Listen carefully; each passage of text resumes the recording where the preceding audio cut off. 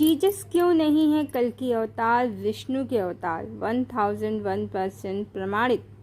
Hello friends, पिछले video में हमने आपको प्रमाणों के साथ बताया कि गौतम बुद्ध क्यों और कैसे भगवान विष्णु के अवतार हैं, कृष्ण और राम का पुनर्जन्म है, स्वयं नारायण हैं। इस समय हर तरफ से यही आवाज़ आ रही है कि दुनिया समाप्त होने वाली है, ये दुनिया समाप्त होने वाली है और नया युग आने वाला है, दुनिया का मसीहा आने वाला है। हमारे प्रधानमंत्री कहते हैं कि भगवान ने उनको भेजा है दुनिया के कल्याण के लिए, और ऐसा ही कुछ अमेरिका के प्रेसिडेंट डोनाल्ड ट्रंप का भी मानना है। स्वयं के लिए ट्रंप को भगवान ने भेजा है अमेरिका को महान बनाने के लिए। अब अमेरिका कितना महान बन चुका है उनकी सत्ता में आने के बाद, ये तो स्वयं भगवान ही जाने। वैसे पूरी दुनिया ही नहीं, स्वयं अमेरिका वाले ही शोर मचा रहे हैं त्राहिमाम त्राहिमाम। पर दुनिया उस मसीहा को ढूंढ रही है जो उन्हें कलिकाल से मुक्ति दिलाएगा। उस पर इजराइल में थर्ड टेम्पल वाली थ्योरी भी चल रही है। भगवान बुद्ध क्यों है विष्णु के अवतार? इस वीडियो में हमने ये भी बताया था कि भविष्य पुराण और कल की पुराण में भगवान बुद्ध को विष्णु का अवतार माना गया है, और इसके अलावा उन्होंने अपने शिष्यों से जो 2500 वर्ष बाद का टाइम पीरियड स्वयं के दोबारा आने का बताया है मैत्रेय के रूप में, तो ये तो वही टाइम पीरियड है।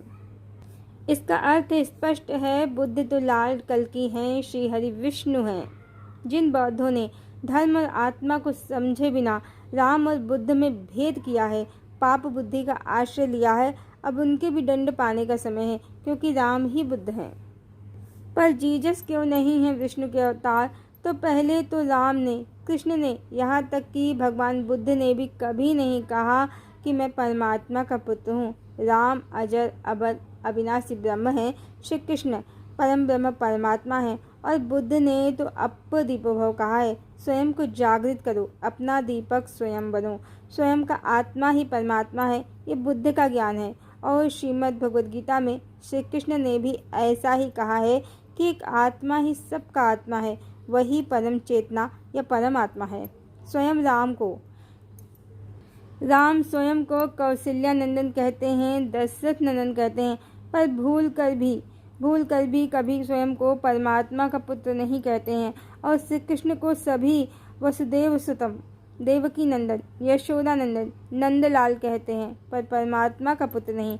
और श्रीमद् भगवद गीता में तो स्वयं भगवान श्री कृष्ण ने कहा है कि वो ही सबके माता पिता पितामह, कर्मों के फल को देने वाले, जीव की उत्पत्ति, पालन और स्वयं में जीव को लय करने वाले हैं, उनसे ऊपर कोई नहीं है। और बुद्ध भी शुद्धोधन पुत्र हैं, उन्होंने तो चेतना को ही सत्य माना है, न इसके आगे न पीछे। और हिंदू धर्म ग्रंथों में भगवान के जितने भी अवतार हैं, राम, कृष्ण, बुद्ध, वेंकटेश, वाराह, नरसिंह, मत्स्य, कोई भी अवतार हो, भगवान सदैव अजेय रहते हैं। उनके जीवन में संघर्ष आते हों, हजार आते हों, पर वो शत्रुहंता होते हैं। उनका शत्रु कभी भी उनसे प्रभावी नहीं हो पाता है, अंत में पराजय को ही प्राप्त होता है। भगवान तो शंख चक्र गदा पद्मधारी हैं, उनको शंख चक्र गदा पद्मधारी माना गया है विष्णु भगवान को। और जीसस के साथ ऐसी कोई भी क्वालिटी या गुण बिल्कुल भी नहीं जुड़े हैं। जीसस से कुंवारी माँ के पुत्र हैं, संसार में उनका कोई पिता नहीं है, और परम पिता परमेश्वर को ही वो अपना पिता मानते हैं। उनके शत्रु उनको सूली पर चढ़ा देते हैं, और वो कहते हैं कि हे परम पिता परमेश्वर, इनको क्षमा कर देना, क्योंकि नहीं जानते हैं कि ये क्या कर रहे हैं। जीसस की कहानी ही अटपटी है। कुंवारी माँ के गर्भ से जन्म लेना ही असंभव है जब तक कोई अनैतिक संबंध ना हो। दूसरे, साइंस की दृष्टि से, विज्ञान की दृष्टि से भी ये असंभव है। तीसरे, आजकल निग्रहाचार्य जी खूब छाए हुए हैं सोशल प्लेटफॉर्म पर, और वो कह रहे हैं कि मलेच्छराज या शुक्राचार्य अपना शासन कैसे फैलाते हैं। जो चीज़ें धर्म में वर्जित हैं, जो हो नहीं सकती, उनको पहले मनुष्यों के मन मस्तिष्क में डाला जाता है। यदि मनुष्य उसको फॉलो करने लगते हैं, मानने लगते हैं, धीमे धीमे यानी अंधविश्वासी हो जाते हैं, तो फिर धीमे धीमे वो कुछ भी मानने लगते हैं, और फिर मलेच्छराज उन पर शासन करने में सफल हो जाता है। जहाँ तक जीसस या ईसाई धर्म को समझा जाए तो स्वयं बहुत से इस धर्म को मानने वाले बहुत से विद्वान जीसस को एक काल्पनिक चरित्र मानते हैं। कुंवारी माँ के गर्भ से उत्पन्न होना और सूली चढ़ जाने के कुछ दिन बाद पुनः जीवित हो जाना, ये सब मनगढ़ंत बातें हैं जो जीसस को एक काल्पनिक चरित्र ही सिद्ध करती हैं। अब अंधविश्वास से तो कुछ भी संभव है, अन्यथा विवेक बुद्धि से तो ये बिल्कुल भी संभव नहीं है। और यदि भारतीय संत महात्माओं को ले लिया जाए, जैसे गुरु नानक देव, संत कबीरदास, संत रविदास, यहाँ तक कि मीराबाई, ये ऐसे चमत्कारिक व्यक्तित्व हुए हैं, इनके शत्रुओं ने भी इनके आगे माथा टेक दिया है। मीरा को तो जहर दिया गया, वो पी गई, पर कुछ हुआ ही नहीं, कृष्ण की भक्ति में मगन रहीं।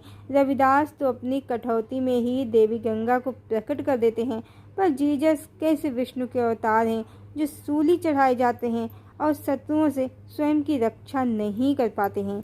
सच तो ये है कि ना तो बाइबल, ना कोई ईसाई, कोई भी जीसस को विष्णु नहीं मानता है, ना ही कल्कि। उनका मसीहा तो कोई और है। जो सेकंड कमिंग ऑफ जीसस है वो हमारे विष्णु भगवान नहीं है। भूल कर भी किसी क्रिश्चियन किताब में जीसस को विष्णु नहीं कहा गया है, ना ही कल्कि। और बुद्ध को तो प्रमाणित करते ढेरों श्लोक और ग्रंथ मिल जाएंगे कि वो विष्णु हैं, शंख चक्र गदा पद्मधारी विष्णु हैं, पर एक भी ऐसी किताब या ग्रंथ सनातन में, जो वेद पुराण उपनिषद हैं, कहीं भी दूर दूर तक जीसस नाम का कोई कैरेक्टर ही नहीं है जिसको भगवान विष्णु या श्री हरि या नारायण कहा गया हो। इवन जो पश्चिम की संस्था है कृष्णा कॉन्शियसनेस के नाम पर अंतरिक्ष में करोड़ों स्त्रियों वाले गोलोक का टिकट बेचती है, अपने फॉलोअर्स से हजारों लाखों का डोनेशन लेती है, वो संस्था भी श्री कृष्ण को जीसस का पिता बताती है। जीसस नहीं, एक्चुअली में इस संस्था के संस्थापक एक भारतीय ही हैं। उनकी थ्योरी श्री कृष्ण की करोड़ों गोपियों वाली, भगवान की अनेक पत्नियों वाली भारत में नहीं चल सकती थी, क्योंकि यहाँ पहले से ही आध्यात्म का प्रभुत्व रहा है। ब्रह्म शक्ति, शिव शक्ति, सीताराम और राधा कृष्ण का कॉन्सेप्ट रहा है, सिद्धांत रहा है। इसीलिए फॉरेनर जो हैं उनको अनेक स्त्रियों की आदत होती है, मल्टीपल रिलेशंस की आदत होती है। उन्होंने अपना कॉन्सेप्ट पश्चिम में चलाया है। अमेरिका में न्यूयॉर्क शहर में 1966 में इस संस्था की नींव डाली है, क्योंकि इस समय कलिकाल चरम और विषम अवस्था में है। इस समय ज़्यादातर भारतीय मल्टीपल रिलेशंस, ड्रिंक और नॉनवेज इन आदतों में बुरी तरह लिप्त हैं। तो चूँकि पश्चिम में शराब पीना, कई स्त्रियों संग संबंध बनाना, ये सब वेल कल्चर्ड मैन की निशानी है। वहाँ की सभ्यता ही आसुरी है, जिसे भारतीयों ने इस समय हाथों हाथ अपना लिया है, क्योंकि भारतीयों को अपना गौरव याद ही नहीं है। वो अंग्रेजी को अगड़ों की भाषा समझ रहे हैं, जबकि अंग्रेजी एक पिछड़ी भाषा है जिसमें मात्राओं तक का आविष्कार नहीं है। बहुत कम अक्षर हैं, एक ही अक्षर अलग अलग प्रोनाउंसिएशन के लिए, उच्चारण के लिए प्रयोग होते हैं। अक्षरों का अभाव है, मात्राएं तो हैं ही नहीं। पर यह कलिकाल है, इसीलिए अंग्रेजी अगड़ों की भाषा है और आसुरी सभ्यता संस्कृति ही सभ्य मनुष्य की परिभाषा है आज के समय में। तो सत्य को समझने का प्रयास करें। जिन्होंने इस संस्था को पश्चिम में स्थापित किया है, उन्होंने श्री कृष्ण के नाम को, देवी राधा के नाम को असुरों के मुंह से निकलवाने के लिए उनको, पश्चिम के लोगों को उनके जैसा भगवान दे दिया, कई स्त्रियों, मल्टीपल रिलेशंस वाला। पर इससे शिव शक्ति का सिद्धांत खो गया, जगदम्बा देवी राधा की महिमा का लोप हो गया, श्री कृष्ण अकेले परम भगवान हो गए। स्त्री पुरुष सभी भूल गए कि श्री कृष्ण केवल मेल फॉर्म है परमात्मा का, देवी राधा उनका फीमेल फॉर्म है, उनके बिना वो पूर्ण परमात्मा ही नहीं है। और हर जीवात्मा राधा कृष्ण परमात्मा के फीमेल और मेल दोनों फॉर्म का संयुक्त प्रतिबिंब है। स्वयं की आत्मा ही राधा कृष्ण है। जो भी राधा देवी को अपने शक्ति तत्व को जागृत करेगा, शिव से मिलाएगा, वो शिवत्व को प्राप्त करेगा, कृष्णत्व को प्राप्त करेगा। आत्मा का सत्य भूलकर जीवात्माएं कलिकाल में भगवान के फीमेल फॉर्म की अवहेलना करके स्वयं ही भगवान की पत्नी बनने की कामना करने लगीं, क्योंकि जीवात्माओं को नहीं पता कि वो राधा कृष्ण का संयुक्त रूप ही है, क्योंकि जीवात्माओं को नहीं पता है इस समय कि जीवात्मा का कोई जेंडर नहीं होता है। परमात्मा की तरह ही उसका स्वरूप अर्धनारीश्वर पूर्ण काम होता है। तो स्वयं की आत्मा में श्री कृष्ण को पाने के स्थान पर श्री कृष्ण की कई स्त्रियों वाली थ्योरी चल पड़ी कलिकाल में, और भगवान हो गए मल्टीपल रिलेशंस रखने वाले परम भगवान, जो कि पश्चिम को ही आज की डेट में लोग ज्ञान विज्ञान में आगे समझ रहे हैं, जो एक भ्रम है जो जल्दी ही टूटने वाला है। तो इसीलिए इस संस्था के फॉलोअर्स भी तेजी से सारी दुनिया में बढ़े हैं। वैसे भी कलिकाल तामस युग है, अज्ञानता का युग है। अब पश्चिम में ये प्रचलित है कि वहाँ जो नन होती हैं उनका जीसस से विवाह कराया जाता है। तो जीसस की इस तरह हजारों करोड़ों पत्नियां हैं, इसीलिए जब श्री कृष्ण की हजारों करोड़ों पत्नियों वाली थ्योरी उनको मिली तो इस कॉन्सेप्ट को इन लोगों ने हाथों हाथ ले लिया, और इस संस्था के संस्थापक ने असुरों को, अज्ञानियों को जीसस से भी बड़ा स्त्रियों वाला पुरुष प्रदान कर दिया, और ये तो सिद्ध ही कर दिया कि श्री कृष्ण जीसस के पिता हैं।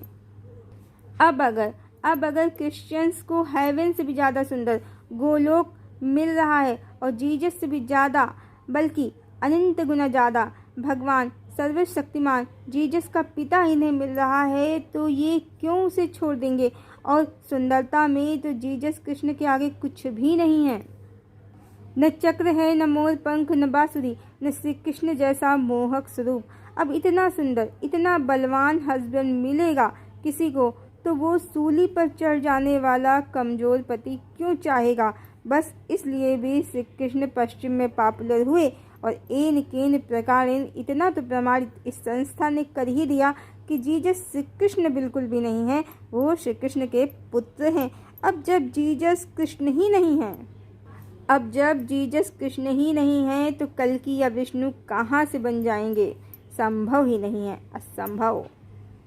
तो पिछले वीडियो में हमने बताया आपको कैसे पुराणों, हिंदुओं के ग्रंथों के अनुसार भी, बौद्धों के ग्रंथों के अनुसार भी बुद्ध को श्री हरि विष्णु का अवतार माना गया है, पर एक भी भारतीय ग्रंथ, वेद, पुराण, उपनिषद में दूर दूर तक किसी जीसस का उल्लेख नहीं है कि वो विष्णु का अवतार हैं। न विष्णु के 24 अवतारों में, न दशावतारों में कहीं भी जीसस का उल्लेख नहीं है। और बाइबिल या क्रिश्चियन की किसी भी किताब में जीसस को कल्कि या विष्णु या राम या कृष्ण कुछ भी नहीं कहा गया है।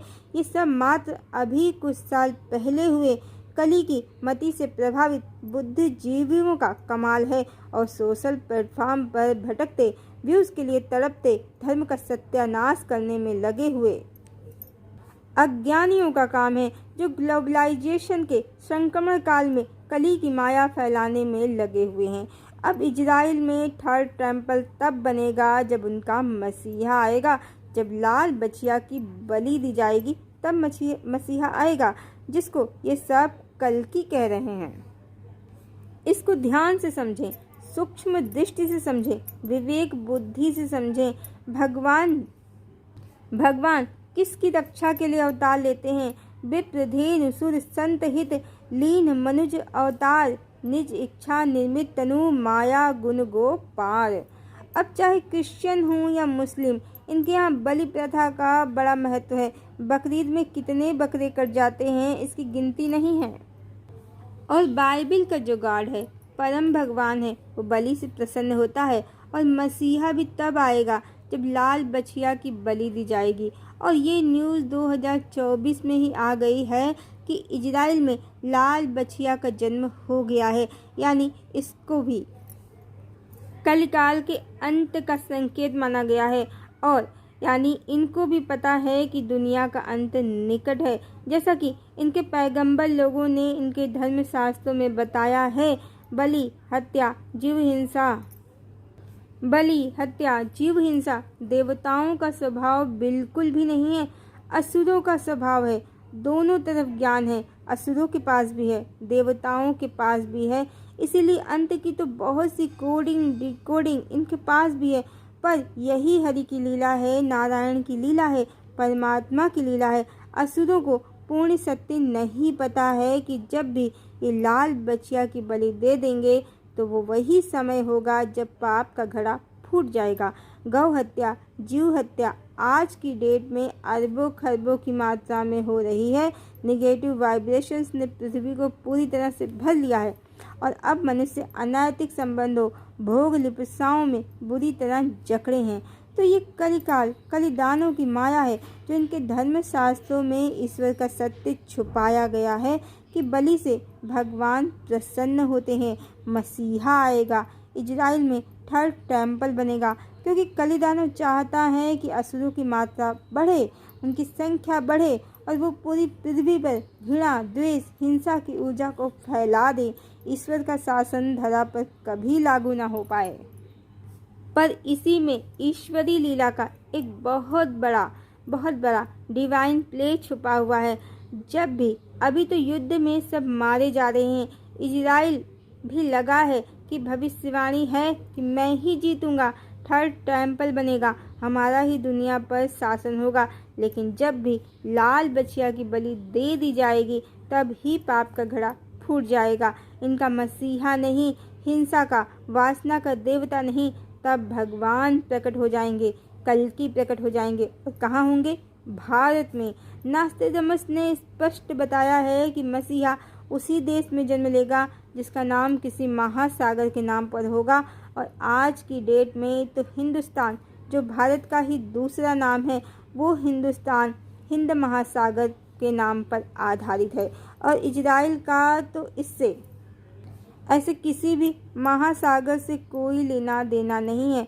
और समझे, पहले ही बताया है कि परमात्मा जो परम भगवान है, जो श्री कल्कि भगवान विष्णु के 10वें अवतार हैं, वो मुक्तिदाता हैं। और मुक्तिदाता लोगों को भव बंधनों से मुक्ति देने के लिए आते हैं, जैसे राम, कृष्ण और बुद्ध आए हैं। जबकि जीसस ने जो ज्ञान दिया है वो मात्र हेवन तक ही है। आत्मा की मुक्ति क्या है और हेवन से आगे कौन सी दुनिया है, उसका उनको पता ही नहीं है। हाँ, हमने अपने वीडियोस में उन किताबों के आधार पर भी जीसस को बताया है कि वो जानते थे कि दो एनर्जीज दुनिया को चला रही हैं, फेमिनाइन और मैस्कुलाइन, यानी वो शक्ति का तत्व जानते थे। पर क्रिश्चियन लोग इन किताबों को मानते ही नहीं हैं। चर्च के द्वारा ये किताबें बैन हैं, प्रतिबंधित हैं। और इन किताबों के आधार पर जो नॉलेज निकल कर आती है वो दो तरह की ईश्वर की आती है कि दो भगवान हैं, एक नकली भगवान और एक असली भगवान। नकली भगवान ने दुनिया में लोगों को ट्रैप किया है और असली भगवान कोई और है। एक इल्यूजन जैसा ज्ञान है, स्पष्ट नहीं है। जैसे भारत में आध्यात्म है, कृष्ण शक्ति का सिद्धांत है, राधा कृष्ण का सिद्धांत है, ब्रह्म शक्ति का सिद्धांत है, अद्वैत, द्वैत और त्रैत का सिद्धांत है। ऐसा स्पष्ट ज्ञान इन किताबों में भी नहीं है। हाँ, क्रिश्चियन लोगों में ट्रिनिटी का कॉन्सेप्ट है, जो जीसस और परमात्मा पिता पुत्र हैं और एक होली स्पिरिट है। ये होली स्पिरिट है। हो सकता है इनके यहाँ ये शक्ति तत्व हो जैसे पूर्व में है, पर ये स्वयं भुला बैठे हैं। कुल मिलाकर स्वयं क्रिश्चियन में ही बहुत से लोग ऐसे हैं जो जीसस को काल्पनिक चरित्र मानते हैं। अब जैसे पश्चिम से आई संस्था कृष्ण के नाम पर जो चल रही है, वो मानती है कि जीसस कृष्ण के पुत्र हैं, तो इनके अनुसार भी जीसस कृष्ण नहीं है। दूसरे बहुत से भारतीय विद्वानों का मानना है जीसस ने बौद्ध धर्म अपना लिया था, अब बुद्ध स्वयं बौद्ध धर्म अपनाएंगे, ये तो मजाक ही है। इससे भी सिद्ध होता है कि जीसस न तो कृष्ण है, न बुद्ध, न कल्कि, न विष्णु, न राम। और सबसे बड़ा मजाक तो कुछ तमिलियन ये भी मानते हैं कि जीसस एक तमिल ब्राह्मण थे जिन्होंने यरूशलेम जाकर ईसाई धर्म चलाया था, यज्ञोपवीत भी पहनते थे। कुल मिला के जीसस का जितना घालमेल हो चुका है उतना किसी का नहीं हुआ है। और इसके अलावा जीसस एक हैं, पर इनकी कब्रगाह एक कश्मीर में भी है, एक यरूशलेम में भी है और एक जापान में भी है। उसके बाद वो मरकर जिंदा होकर उड़कर स्वर्ग भी जा चुके हैं। जीसस एक, कल्पनाएं अनेक, और विष्णु के जितने भी अवतार हैं, चाहे सीताराम हो, राधा कृष्ण हो, यशोधरा, सिद्धार्थ हों, जब भी अवतार हुआ है परमात्मा का, भगवान का, तो सीता, राधा और यशोधरा ने हर अवतार में पहले ही देह त्याग दिया है। शक्ति शिव से पहले ही संसार त्याग देती हैं, लक्ष्मी विष्णु से पहले ही संसार त्याग देती हैं। जबकि जीसस की एक पत्नी मानी जाती हैं, मैरी, जिनके बारे में कहानियां हैं कि जीसस ने जाने से पहले उनको अपना स्पिरिचुअल टीचिंग का कार्य सौंपा था, यानी मैरी का देहावसान जीसस के बाद ही हुआ था। सो मैरी कोई जगदम्बिका भी नहीं है, और जैसे किसी भारतीय ग्रंथ वेद पुराण उपनिषद में जीसस का विष्णु के रूप में उल्लेख नहीं है, मैरी का भी देवी लक्ष्मी के रूप में कोई उल्लेख नहीं है। और सबसे इम्पॉर्टेंट, भगवान हर अवतार में अपराजेय होते हैं, उनके शत्रुओं पर उनका पूरा कंट्रोल होता है। उनकी कहानी जगदम्बिका के इर्द गिर्द घूमती है। जगदम्बिका सेंटर ऑफ अट्रैक्शन होती हैं। उनकी कहानी का एक प्रेम कहानी भी होती है। भगवान राम ने वनवासी होने के बाद भी, वनवासी सेना के बाद भी लंकापति रावण को कुल सहित काल के मुख में डाल दिया था।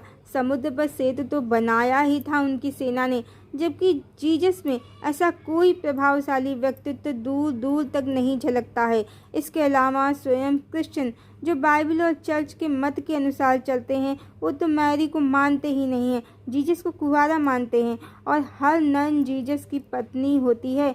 इनके कल्चर में जो अंदर ही अंदर चर्च और ईसाई पादरियों के जाल में फंसाई जाती हैं, और जिनका दैहिक और मानसिक शोषण भी होता है। इस तरह की खबरें कृष्ण भक्ति का प्रचार करने वाली पश्चिम की संस्था के विषय में भी बहुत मिलती हैं। दोनों के कॉन्सेप्ट एक ही हैं लगभग, और क्रियाकलाप भी एक ही जैसे हैं। तो दूर दूर तक एक भी राई के दाने इतना भी प्रमाण नहीं है कि जीसस विष्णु हैं, कल्कि हैं। हाँ, जो लोग जीसस को कभी बुद्ध कभी कृष्ण बनाने पर तुले हैं, वो मात्र कली की योजना के शिकार हो गए हैं, क्योंकि उसकी योजना ही यही है कि आप कभी जान ही ना पाएं कि असली भगवान कौन है, परमात्मा कौन है। जीसस का व्यक्तित्व, चरित्र, कहानी कुछ भी भगवान विष्णु से मिलता नहीं है, उनके अवतारों से मिलता जुलता नहीं है। जीसस को कृष्ण बताना, कल्कि बताना मात्र कलिकाल की माया है, जिससे हमारे ईश्वर परम ब्रह्म परमात्मा का जो शासन अब धरा पर लगने वाला है, ये उसको जीसस का शासन बताकर मूर्ख बना सके। पर सब कुछ ईश्वरी लीला से हो रहा है, ईश्वरी लीला से ही घटित हो रहा है। इंसान की आंखों में धूल झोंकी जा सकती है, परमात्मा की नहीं। वैसे भी एकमात्र सनातन वैदिक धर्म ही ऐसा है जो प्राणी मात्र में सद्भावना का दृष्टिकोण रखता है। दूसरे धर्मों में जीव हिंसा, क्षुधापूर्ति के लिए और अनेकानेक संबंधों में लिप्त रहना एक सामान्य बात है, पाप तो बिल्कुल भी नहीं है। तो यदि इन धर्मों के लिए कोई अवतार आता है तो इनकी फिलॉसफी के अनुसार तो फिर जीव हिंसा और अनैतिक संबंध सब मान्य होंगे।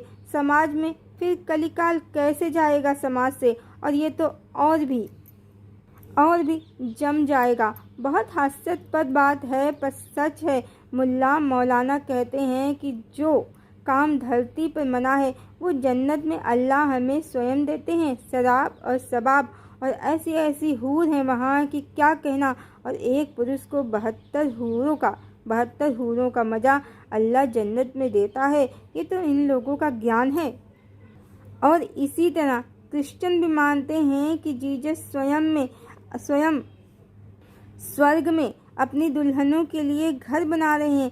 एक दिन वो अपनी दुल्हनों को ले जाएंगे, उनसे विवाह रचाएंगे। इसीलिए इन लोगों को पश्चिम वाली कृष्ण के नाम पर चल रही संस्था पसंद है। वहाँ तो और भी भव्य वर्णन है अनेकानेक स्त्रियों वाले भगवान का।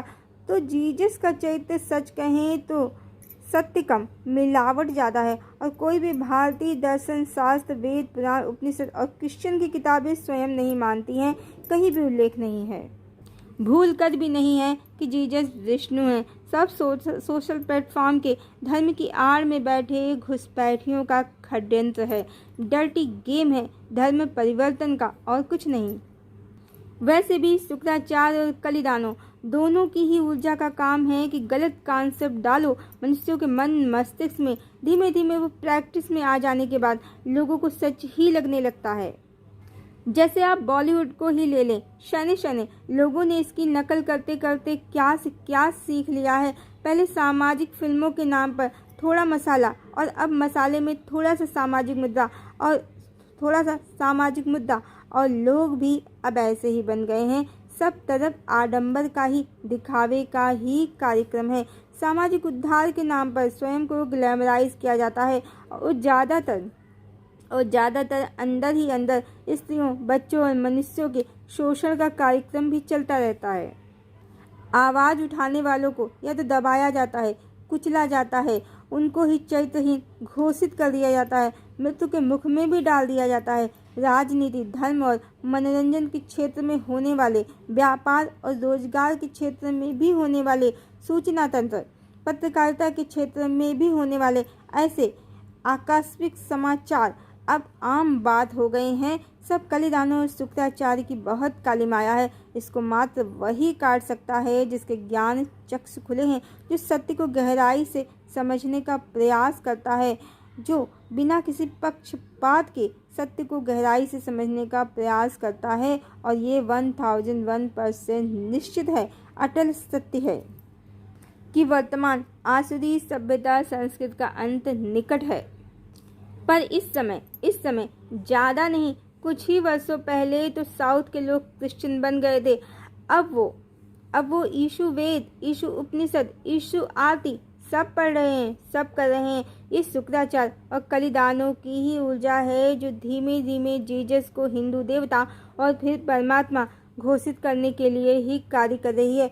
बिल्कुल इसी तरह महाराष्ट्र में एक छोटे से क्षेत्र को प्रभावित करने वाले फकीर साईं बाबा, जो अल्लाह मालिक ही कहते थे, उनको बॉलीवुड वालों ने चमत्कारिक संत बनाकर इंट्रोड्यूस कराया जनता को, जो अब धीमे धीमे परम ब्रह्म परमात्मा बन गए हैं। यही कली की ऊर्जा है जो ईश्वर के लिए आए, उनका संदेश लेकर आए, उनको ही ईश्वर के समकक्ष खड़ा करके उनके ही माध्यम से परमात्मा को चुनौती देने की, और साथ ही जो धर्म, जीव हिंसा और मल्टीपल रिलेशंस, मांस भक्षण और मदिरा पान में विश्वास रखते हैं, उनके पैगंबरों को, मार्गदर्शकों को राम और श्री कृष्ण के समतुल्य बनाकर वास्तविक धर्म का क्षय करना, सनातन धर्म को क्षति पहुंचाना। अब उससे जानना चाहिए कि पश्चिम के लोग अब ब्राह्मिक फेथ में विश्वास करने वाले क्षुधापूर्ति के लिए नॉनवेज पर निर्भर होते ही हैं,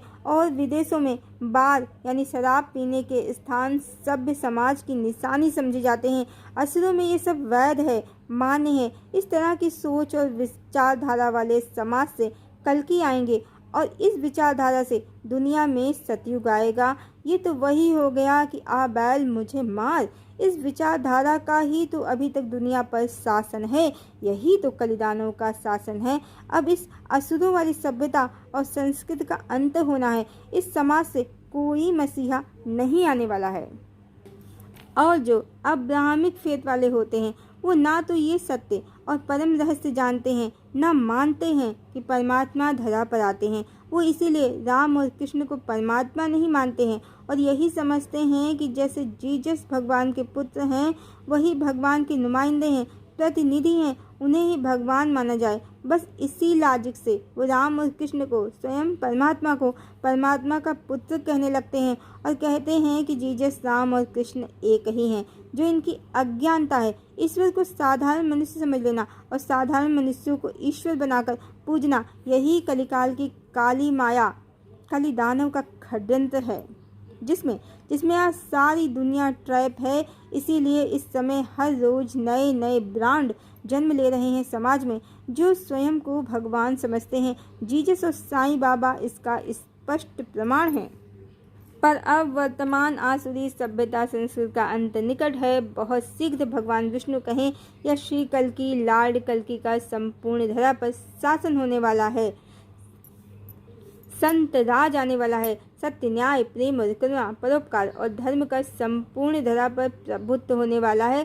तो जो भी प्रैक्टिस चल रही है आसुरी सभ्यता संस्कृति की समाज में, उसका अंत होने वाला है। और जो प्रेडिक्शन चल रही हैं असुरों यानी अज्ञानियों की सभ्यता संस्कृति से, उनका भेद भी खुल जाएगा।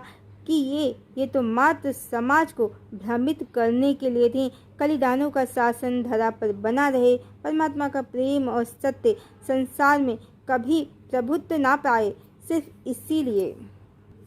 सोचने वाली बात है, वो कैसा सेकंड कमिंग ऑफ जीसस है जो लाल बछिया की बलि से प्रसन्न होकर प्रकट होगा, फिर उसका मंदिर बनेगा। सच तो ये है कि ये सब मात्र कलिदानों के अंत की प्रेडिक्शन है, जो ऐसे घुमा फिरा कर बताई गई है कि असुर भी समझ नहीं पा रहे हैं, बुरी तरह इसमें ट्रैप हैं। परमात्मा बलि देने से कभी भी प्रसन्न नहीं होते हैं, जीव हिंसा से कभी भी प्रसन्न नहीं होते हैं, बल्कि वो क्रोधित हो जाते हैं। भगवान बुद्ध के बचपन की कहानी है, जब उनके चचेरे भाई देवदत्त ने एक हंस पर बाण चलाया था, उसको अपना आखेट बताया था और बुद्ध ने उस हंस के प्राण बचाए थे, तो शासनकर्ता का यही न्याय था कि हंस बुद्ध को दे दिया जाए, सिद्धार्थ को दे दिया जाए, क्योंकि मारने वाले से बड़ा बचाने वाला होता है। देवदत्त हमेशा बुद्ध से जलता था और डरता भी था, क्योंकि बुद्ध एक कुशल योद्धा भी थे और एक प्रभावशाली व्यक्तित्व भी। इसीलिए जबकि बुद्ध ने तपोमय जीवन की राह पकड़ ली, तो भी देवदत्त हमेशा उनसे शंकाग्रस्त ही रहता था कि बुद्ध के प्रभाव से वो इतना डरता था कि बुद्ध को मारने के भी उसने बहुत प्रयास किए। यह है परमात्मा की शक्ति, उनके प्रेम की शक्ति। तो यदि ऐसी कोई बलि दी जाती है परमात्मा के प्रकट होने के लिए, तो अवश्य परमात्मा प्रकट हो जाएंगे, पर वो सेकंड कमिंग ऑफ जीसस नहीं होंगे और वो बलि से बहुत बहुत क्रोधित हो जाएंगे और ऐसे समाज और संस्कृति का अंत करने के लिए ही वो आएंगे जो गाय और जीव जंतुओं की हत्यारी है। ये असुरों के अंत की भविष्यवाणी है, ना कि जीसस के आने की। अब जीसस का समय समाप्त हो चुका है और जो भी धर्म और लोग जीव हिंसा और अनेक संबंधों, अनैतिक संबंधों में लिप्त हैं, ये उनके अंत का समय है। भगवान विष्णु के 10वें और इस युग चक्र के अंतिम अवतार श्री कल्कि के प्रकट होने का ये समय है। संपूर्ण धरा पर अब उनका ही प्रभुत्व होगा। प्रेम, क्षमा, दया, करुणा का शासन होगा। सत्य और न्याय का साम्राज्य होगा। अब कली की काली माया, उल्टी पुल्टी कथा कहानियों का समय समाप्त। सत्य और प्रकाश, परमात्मा के धरती पर प्रकटीकरण और सब और ईश्वरीय ऊर्जा का संचार, ये सतयुग की धरा का स्वरूप होगा। हाँ, इससे पहले जाता हुआ कलिकाल, घोर अंधकार और महाविनाश सब दिखाएगा, पर इसका अंत निश्चित है और धरती पर सतयुग का अवतरण भी निश्चित है, जिसके लिए परम ब्रह्म परमात्मा स्वयं धरा पर आए हैं। अब सतयुग का अवतरण ईश्वरी इच्छा है, इसे कोई भी रोक नहीं सकता है। हरिओम।